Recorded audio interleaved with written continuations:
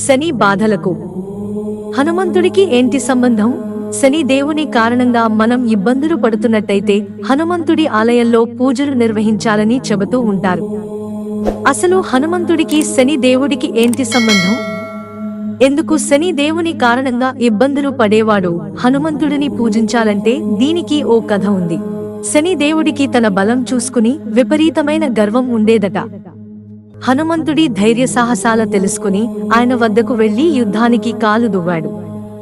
ఆ సమయంలో హనుమంతుడు శ్రీరాముడి ధ్యానంలో ఉన్నాడు. ఇదే విషయాన్ని చెప్పినా కూడా శనిదేవుడు వినలేదు. యుద్ధానికి రమ్మంటూ మొండి పట్టుపట్టాడు. హనుమంతుడికి కోపం వచ్చింది.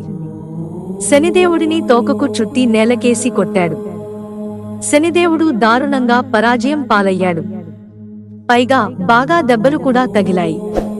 అప్పటికి కాని శనీశ్వరుడికి తన తప్పిదం తెలియలేదు.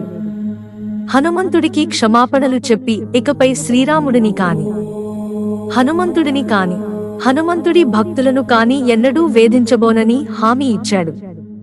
శ్రీరాముడు హనుమంతుడి భక్తులపై తన కరుణ ఉంటుందని చెప్పాడు. అందుకే హనుమంతుడిని పూజించుకుంటే శనీశ్వరుడు మన జోలికి కూడా రాడట.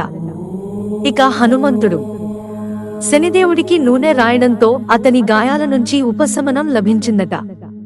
అప్పటినుంచి శనిదేవుడి పూజకు నువ్వుల నూనెను వాడుతారు. మిత్రులారా, ఛానల్ సబ్స్క్రైబ్ చేసుకోవడం మర్చిపోకండి. ధన్యవాదాలు.